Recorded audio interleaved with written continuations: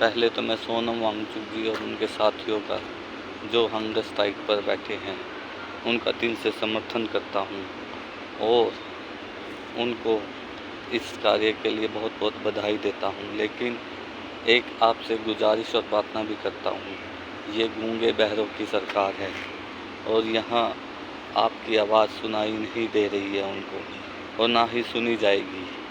आप अपने स्वास्थ्य को ठीक कीजिए और एक दूसरा मार्ग तय कीजिए। पूरे देश में अपना जनमत संग्रह कीजिए और इलेक्शन में पार्टिसिपेट कीजिए और अपनी शासन में जो आप मूल चूक बदलाव करना चाहते हो आप कर सकते हो। आप ताज़ा उदाहरण थलपति विजय जी का ले सकते हो।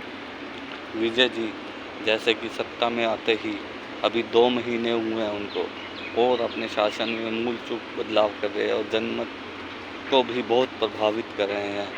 आप भी इस देश के लिए बहुत मूल्यवान हैं और आपकी इस देश को ज़रूरत है। आप अपने राजनीतिक कार्य की शुरुआत कीजिए और जनमत को अपने पक्ष में कीजिए और इस सड़ी गली राजनीतिक व्यवस्था से भारत को मुक्ति दिलाइए। और आप ही हैं जो इस देश को आगे बढ़ा सकते हैं।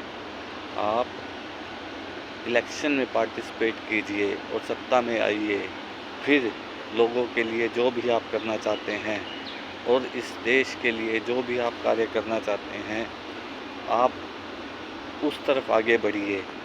आपकी इस देश को बहुत ज़रूरत है सोनम वांगचुक जी, समझिए इस बात को और अपने हंगर स्ट्राइक को मैं आपसे प्रार्थना कर रहा हूँ, इसको ख़त्म कीजिए आप, क्योंकि इस हंगर स्ट्राइक से कुछ भी होने वाला नहीं है।